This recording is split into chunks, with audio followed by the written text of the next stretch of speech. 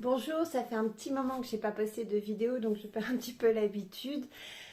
En tout cas, bienvenue dans cette chaîne, c'est La Jungle dans le ventre. Je suis Aurélie, je vis avec une maladie chronique maintenant depuis des années et je fais cette chaîne pour partager mon expérience et donner mon témoignage. Alors bien sûr, en tant que personne qui vit avec une maladie chronique, pas en tant que médecin, pas en tant que diététicienne, pas en tant que psychologue, etc. etc. Non, c'est juste mon éclairage, mon expérience. Voilà, pour un petit peu dénouer le dialogue et puis parler de ces maladies qu'on connaît peu. Aujourd'hui, j'avais envie d'aborder l'image de soi par rapport à une perte de poids. Moi, quand j'ai eu ma crise, c'est-à-dire l'année dernière, j'ai perdu très rapidement beaucoup de poids. Beaucoup, c'est-à-dire environ 12 kilos sur quelques mois. Et là, ça a été difficile à vivre à plusieurs niveaux. Aujourd'hui, je me concentre vraiment sur l'image de soi et le corps. Qu'est-ce que ça fait d'avoir un corps qui change comme ça? Bien sûr, j'ai repris le poids après, donc je ferai une autre vidéo sur la prise de poids.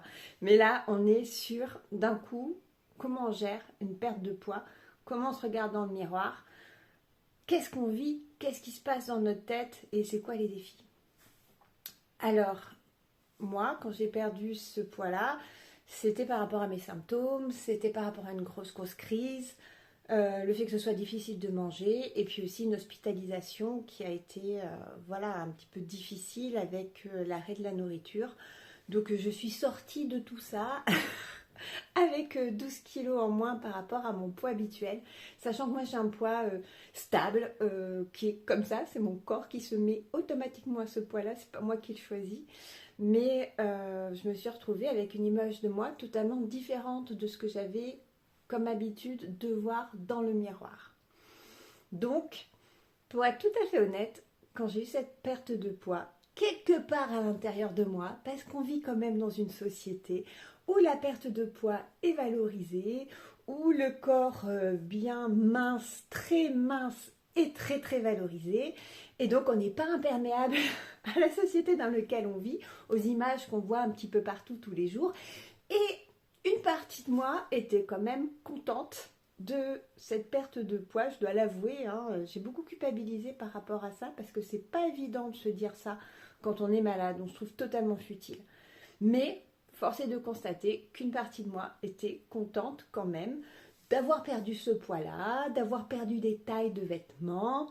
Alors bien sûr, habillée, c'était à peu près bien dans mon regard, mais pas habillé, c'est pas ce qu'on a en tête quand on voit les corps dans les magazines, hein.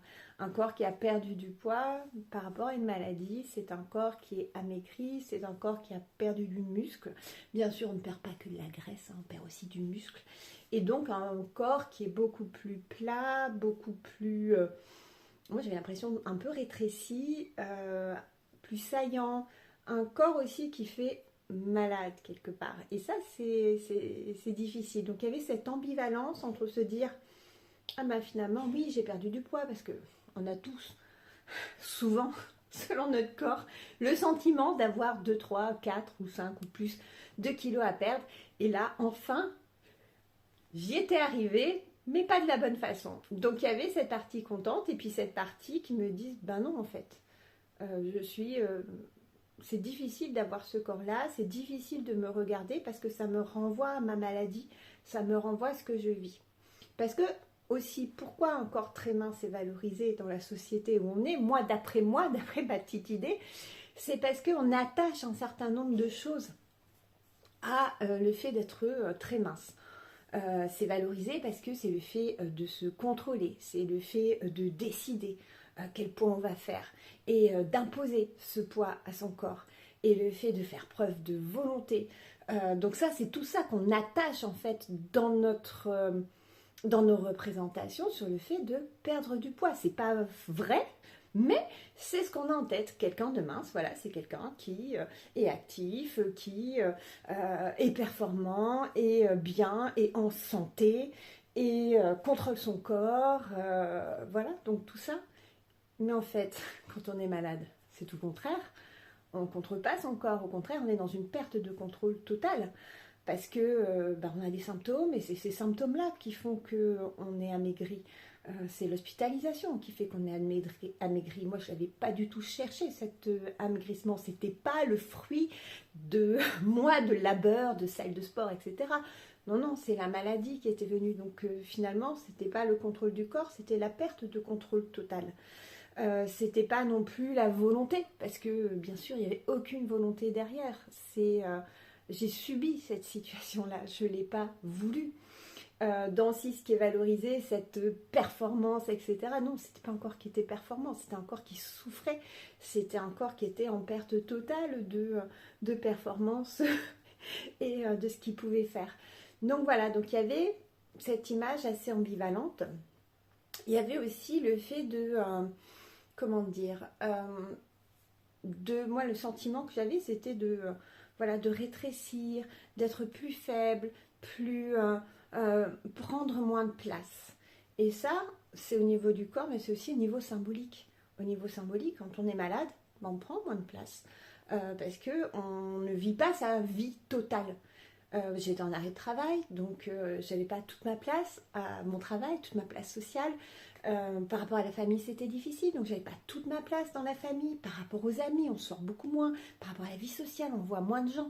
Donc voilà, on est un petit peu rétréci dans son cocon et on n'occupe pas toute la place qu'on devrait occuper. Et quelque part, le corps, moi, tel que je le vivais, le corps, d'avoir le corps très beaucoup plus mince, beaucoup plus maigre, beaucoup, voilà, qui était beaucoup plus rétréci, c'était de ne pas prendre toute cette place et de ne pas avoir toute ma voix et voilà, ma vie pleine.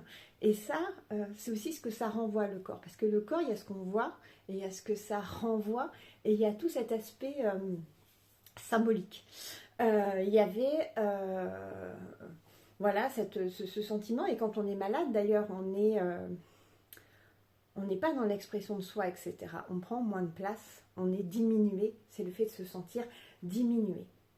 Et donc, par rapport à cette image dans le miroir, par rapport à ce que ça me renvoyait de moi, ce que ça m'a demandé de faire, c'est de relativiser. C'est de dire, ben oui, finalement, ben, je suis amaigrie, j'ai un corps qui me rend mal à l'aise, mais est-ce que c'est ça l'important finalement? Est-ce que l'important c'est ce que je vois dans le miroir? Non, l'important c'est ce que je vis, l'important c'est où j'en suis, parce que mon corps reflète ce que je vis et qu'est-ce que je vais en faire, etc. Donc finalement il n'y a pas que le physique. Le physique, on le voit, ben, il faut... moi, ce que j'ai essayé de faire, c'est de pas trop me regarder dans le miroir et me concentrer sur ce que je vivais moi et ce que je pouvais apporter aux autres et autour de moi, ben, à ma façon, ben, moins. Mais voilà où j'en étais et puis mon bien-être dans ma tête et pas mon bien-être dans mon physique. Donc, il y a eu ça qui a été assez compliqué à gérer. Et la confiance aussi, la confiance en son corps.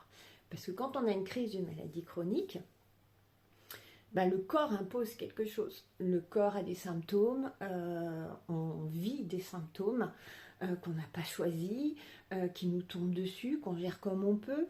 On ressent de la douleur, le corps fait mal. Et ça, c'est aussi difficile d'avoir ce corps qui est toujours présent, mais par la douleur. Donc la douleur, les symptômes, la fatigue, l'amaigrissement, et donc ce corps qui était toujours là pour me soutenir, me véhiculer, parce que le corps permet de marcher, le corps permet de se déplacer, le corps permet d'être au-devant des autres, le corps permet de faire plein de choses, en fait de vivre tout simplement. Et là, ce corps qui du coup me permettait de faire plein de choses, finalement se dérober sous moi et m'apportait plus, je ne pouvais plus compter dessus.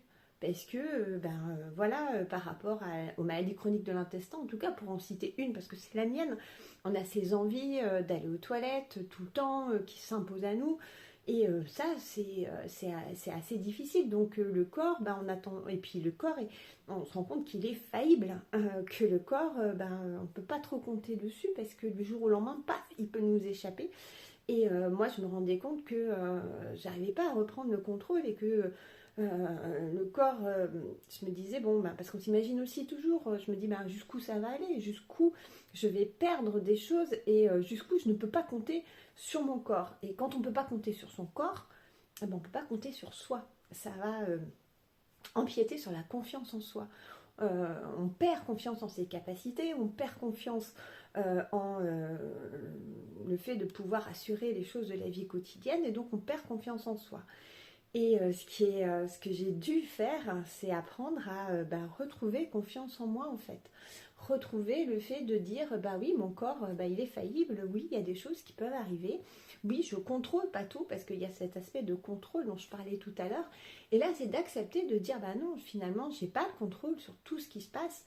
Le corps, il est aussi connecté à moi, et c'est pas moi et mon corps, c'est moi dans mon corps, et c'est moi en tant que corps, et c'est moi, et du coup, bah oui, on n'est pas parfait, on ne décide pas de tout.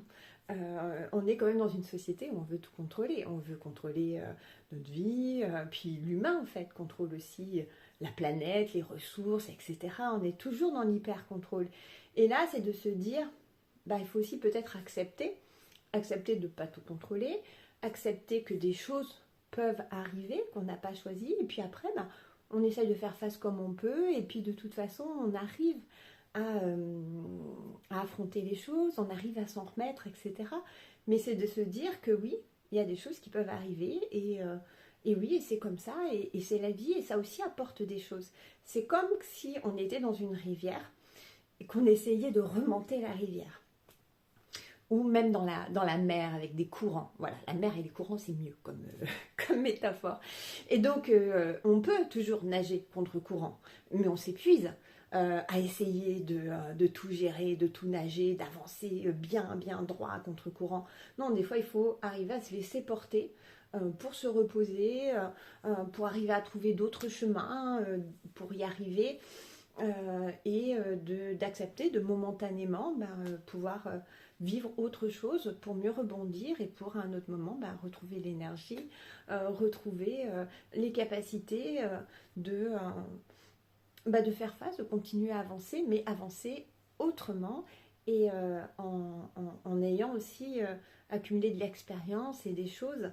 Parce que ce corps-là, qui fait preuve de vulnérabilité, on a toujours aussi un petit peu de mal avec la vulnérabilité, parce qu'on est un peu dans la valorisation, comme je le dis souvent, de la force, et donc accepter sa propre vulnérabilité, et que cette vulnérabilité-là peut aussi être source de richesse, peut aussi être source de force, parce que c'est dans notre vulnérabilité qu'on va pouvoir aussi rentrer en contact avec celle des autres. Et je pense que moi, ça m'a apporté au niveau humain à mieux comprendre l'autre, mieux comprendre ce qu'il vit, et aussi être plus bienveillant avec soi-même. Parce que quand on accepte sa propre vulnérabilité, on se dit, on n'a pas à être parfait, on n'a pas à assurer tout le temps. C'est pas ça qu'on nous demande. On se demande à soi plein de choses. La société nous demande plein de choses. On subit beaucoup de pression. Et le fait de vivre des moments de vulnérabilité, ça permet aussi, moi ça m'a permis de me détacher, de prendre la distance par rapport à ça, de me dire finalement, il faut que je prenne soin de moi, il faut que je m'accepte, que j'accepte cette vulnérabilité, qui me donne aussi des signaux. Repose-toi, prends du temps pour toi, profite des choses, et donc et de pouvoir s'en emparer pour traverser les choses, pour se connecter aux autres, pour humainement avancer, parce que on a toujours en tête les réussites très linéaires, tout ce qui remène du contrôle, mais finalement l'important c'est aussi l'humain, c'est la vie qu'on mène en tant qu'humain, et ce qu'on apprend sur soi, et ce qu'on apprend sur les autres, et comment on grandit aussi de par nos expériences et ce qu'on peut partager. Donc voilà, c'est aussi s'accepter, accepter ses vulnérabilités, accepter de ne pas être parfait, accepter de ne pas pouvoir tout faire, accepter ses petits défauts, et puis ces petits ralentissements, parce que globalement, apprendre aussi à s'aimer comme on est, et pas comme on aimerait être, mais s'aimer pour ce qu'on est. On le fait bien par rapport aux autres, on essaye bien de le faire par rapport aux autres, d'être bienveillant avec eux, de les aimer pour ce qu'ils sont, de ne pas chercher à ce qu'ils soient parfaits. C'est ce qu'on essaye de faire. Ben, si on essaye de le faire pour les autres, il faut bien essayer de le faire pour soi. Et puis apprendre, voilà, à s'aimer, parce qu'on sera toujours là pour soi. C'est vraiment la seule certitude qu'on ait, en fait. Donc autant s'aimer et faire de soi un partenaire au quotidien, un partenaire qui, des fois, il va bien, des fois, il va moins bien, a besoin d'être encouragé, a besoin d'être soutenu, a besoin qu'on fasse des choses pour lui. Donc voilà, être soi-même son propre partenaire. Parce que il y a soi, il y a aussi le regard des autres. Et la façon dont on se voit soi, ça va influer aussi la façon dont les autres nous voient. Moi, j'avais toujours l'impression que ce que les autres voyaient de moi, c'était eux qui, du coup, se faisaient une idée de moi, et c'était par rapport à ce que j'étais. En fait, je me suis rendu compte que, non, pas tout à fait. C'est pas par rapport à ce que je suis, mais par rapport à aussi comment moi je me vois. Parce que la façon dont on se voit va véhiculer une image aux autres. Si je me vois comme solaire, une personne intéressante, etc., je vais avoir une façon de me tenir, je vais avoir une façon dans mon expression, dans le fait d'être avec les autres, qui va montrer ça, qui va donner à voir ça. Mais si je me dis, oh finalement, je suis faible, je suis pas bien, j'ai honte de moi, parce que dans ces maladies, on peut aussi avoir honte de soi, honte de ce corps qui se dérobe. Les autres vont pas me trouver bien, j'ai honte de ce corps qui a maigri. Je me dis que je suis pas aimable dans le regard des autres, et on va se rétrécir, on va rentrer les épaules, on va avoir une expression qui est un petit peu fermée, on va avoir le regard qui fuit, on va avoir plein de choses dont on ne se rend pas compte, mais plein de choses qui va donner ce message aux autres, qui va en fait leur donner à voir quelqu'un qui va bien, quelqu'un qui ose pas, quelqu'un qui est dans sa coquille, dans sa petite carapace. Et on ne peut pas donner aux autres tout ce qu'on a à voir si soi-même on se voit de façon négative. Donc moi, ce que j'ai essayé de faire, c'est de me détacher de ce corps qui était tout amaigri et de me dire non, finalement, oui, même si je suis diminuée, je vaux la peine. Je suis moi et j'ai quelque chose à apporter, et j'essaie de me concentrer sur mon énergie et ce que j'amène, et pas l'image en fait. Et donc ça fait aussi apprendre. Et ça permet aussi de mieux gérer ce que les autres vont nous dire, parce que c'est pas forcément évident, un corps qui est tout amaigri comme ça. Il y a une partie des gens, moi, qui m'ont dit oh là là, mais avec la maladie, t'as pris cher quand même, hein. Franchement, de te voir comme ça fait de la peine. On voit que tu vas pas bien, on voit que tu es toute blanche, que tu flottes dans tes habits, etc. Les gens qui le disent, ils pensent vraiment, ils sont vraiment soucieux, ils se posent vraiment des questions, et puis eux, ça les surprend en fait de voir ce corps qui change, donc ils le disent, et c'est bien qu'ils s'expriment, c'est bien parce que c'est une marque d'intérêt. Mais nous, comment on reçoit ça? C'est un petit peu difficile en fait de voir que oui, les autres ils nous voient diminuer, ils nous voient tout maigres, ils nous voient, ils portent ce regard sur nous de personnes malades en fait. Et ça c'est difficile à recevoir. Mais les autres ils font ce qu'ils peuvent, hein.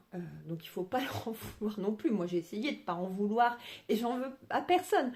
C'était juste le travail à faire de mon côté à moi pour pouvoir me renforcer, gagner la confiance en moi, pour accueillir en fait ce que les autres vont dire de moi. On a aussi le truc inverse, de personnes qui disent ah écoute, ça te va bien un petit peu plus mince, ça te va bien finalement ce poids en moins, finalement tu devrais le garder, ce serait bien que tu puisses garder au moins ça, tu vois, comme quoi il n'y a pas que du négatif. Ça c'est des gens qui essayent de remonter le moral ou alors qui, sans s'en rendre compte, véhiculent aussi cette image de la société qui valorise, comme je disais au début, la minceur, etc. Mais qui le font en toute bonne foi. Pour eux, c'est gentil. Pour eux, ils essayent voilà, de donner un petit côté positif et ils savent pas trop quoi dire, alors ils disent ce type de choses-là. Et ça, si, c'est pas évident à recevoir parce que bah, cet amaigrissement, on n'y est pour rien en fait. Et puis, il est difficile à vivre. Ce qui est difficile aussi, et je vais en parler aussi quand j'aborderai la prise de poids, c'est que on sait que ça va pas durer. On sait qu'on va pas rester maigre comme ça tout le temps et qu'à un moment donné, on va reprendre. Donc, on sait aussi que bah, y a rien à être valorisé là-dedans. C'est juste un état de fait, c'est comme ça. Le corps, bah, des fois il est plus gros, des fois il est plus mince, et puis c'est comme ça en fait, c'est pas important. Mais voilà, il y a ce regard des autres, et ça peut être difficile aussi à recevoir, parce qu'on peut se mettre la pression pour garder ce poids-là. Et ça sert à rien, on s'essouffle pour rien, parce que c'est pas un poids qui est naturel. Et c'est un poids qu'on va reprendre souvent. Mais c'est comme ça, et c'est pas bien ou pas bien, c'est voilà, qu'est-ce qu'on y peut, qu'est-ce qu'on y peut. Donc voilà, en tout cas, moi ce que ça m'a aussi appris, c'est voilà, m'accepter, être un petit peu plus bienveillante envers moi-même, et puis ce corps-là qui est aussi qui a ses vulnérabilités, qui a ses moments difficiles, mais pouvoir profiter quand je vais bien, pouvoir profiter quand mon corps ben, il va mieux, quand je me sens plus en possession de mes moyens, pouvoir profiter d'une balade libre sans avoir besoin d'aller aux toilettes, ça c'est cool. De pouvoir profiter d'être avec les autres, tout simplement, de repas, de moments ensemble, de moments où on fait un petit peu de sport aussi, où on est tout content, si on aime ça, parce que si on aime ça, bah, pas ça, ça sert à rien. Voilà, donc pouvoir profiter de petits moments que avant on prenait pour acquis.